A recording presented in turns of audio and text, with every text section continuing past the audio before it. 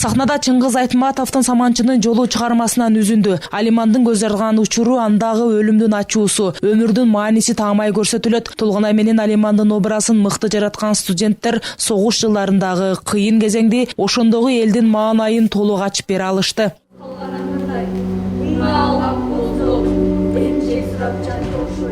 Муну менен студенттер жаңы өсүп келе жаткан муунга согуш жылдарындагы оор мезгилди жеткирүүгө аракет кылышкан. Алардын сахналык көрүнүшү алдыга озуп, Айтматовдун ааламы сынагында биринчи орунду багындырышты. 3 айлык конкурстун жыйынтыгында биринчи орунду алдык. Албетте бир жандан сүйүнүчтүү, да бир жандан көп эмгек бар дегендей. Образга кириш кыйын болду. Бунун артынан биз 15 күн даярдандык, образга кире албай, акырындан кийин үйрөнүп образга кирип кеттик.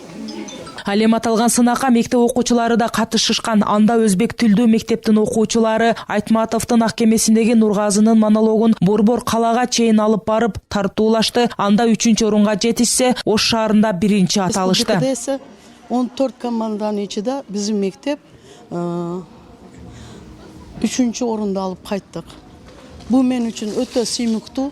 Себеби менин окуучуларым ушу улуу жазуучунун бардык образларын бирме-бир окуп, өзүнү дүйнөсүгө салып, мамлекеттик тилден кандай билгенин көрсөтүп бере алды да. 23 сентября – День кыргызского языка. Мамлекеттик тил жана тил саясаты боюнча улуттук комиссиясы тарабынан жарыяланган кыргыз тили жана Айтматов ааламы аталыштагы сынакта тилди даңазалоо боюнча 9 кыска тасма тартылган. Алардын арасынан эң мыктысы ЛТР МТРКсынын чыгармачыл тобу тарабынан даярдалган тасма ээ болду. Роликте Айтматовдун цитаталары жана кыргыз тилин сактоо жана жайылтуу эрежелери камтылган.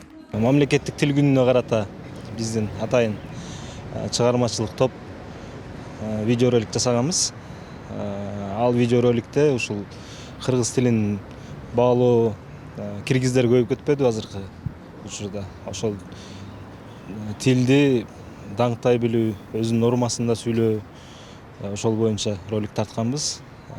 Ролик конкурстун негизинде биринчи орун деп татыганына кубанычып турган учурубуз. Дүйнөгө эгерде Айтматов дүйнөгө кыргызды тааныткан, Манастын руху менен демин күчүн алып жүргөн адам болгон болсо, анда бүгүнкү күндө ошол Айтматовдон урпактарынын бардыгы тең кыргыздын тилин Айтматовдун чыгармаларынын каармандарынын тили менен туюндурду.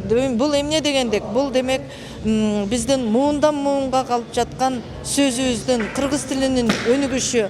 Кыргыз тили жана Айтматов ааламы аталышта кароо сынак мындан 3 ай мурда башталган. Ага муниципалдык мекеме ишканалар, жогорку окуу жайлар жана мектеп окуучулары катышышты. Мамадиева Гүлзар Бактыбековна. Айжаңыл Турду Маматова, Мунарбек Арзбек уулу, ЛТР, Ош шаары.